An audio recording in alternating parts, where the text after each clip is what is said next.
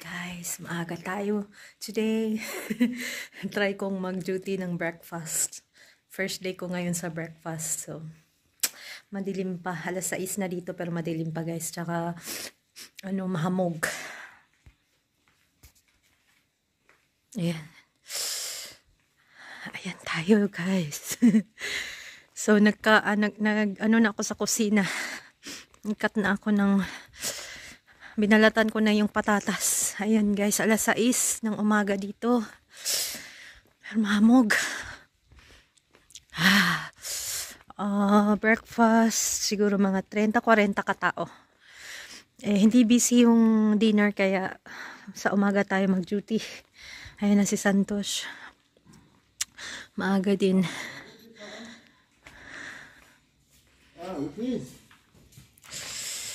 Here is the start.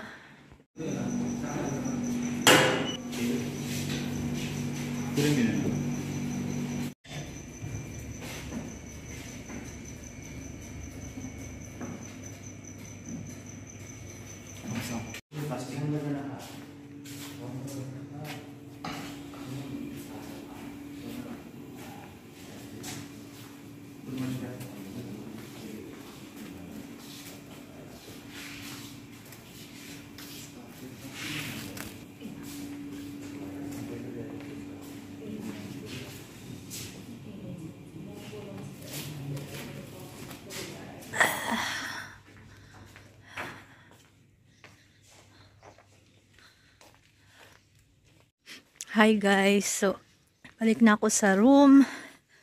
Tapos na ang aking duty sa kitchen. Alas 7 na dito guys. So ayan ang alas 7 natin. Sobrang mahamog. Ayan basang-basa. Basang-basa.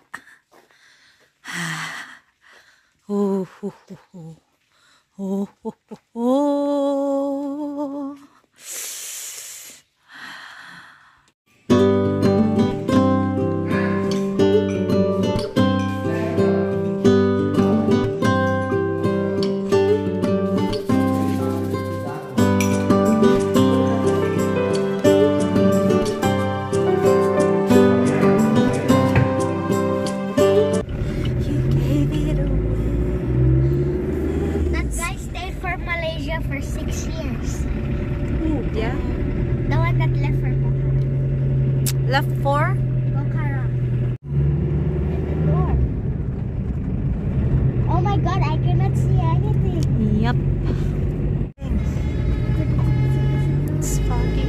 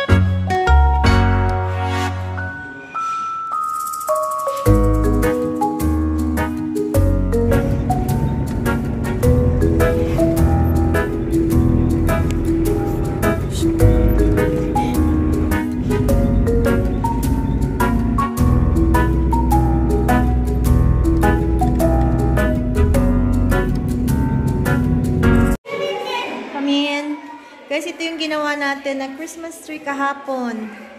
Oh, 'di ba? Cute. Cutie cute. Cutie cute. Ayan oh. Oh, 'di ba may Christmas tree na tayo? Tapos ito yung star natin. Ayan. equally valued and should be offered in equal treatment. To ensure equal representation of men and female, the differences and discrimination among men and female should be neutralized. There are social, cultural, and biological differences among men and female. It is very difficult to change the differences caused by the nature or biology. Mga latecomers, guys.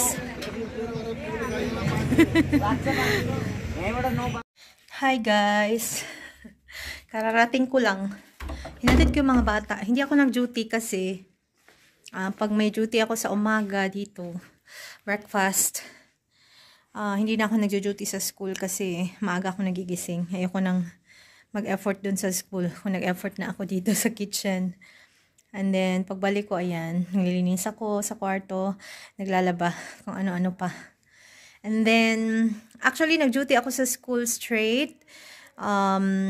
Kasi absent yung coordinator for a few days. So, nag-duty ako doon ng 2 days. Last week, Thursday, Friday.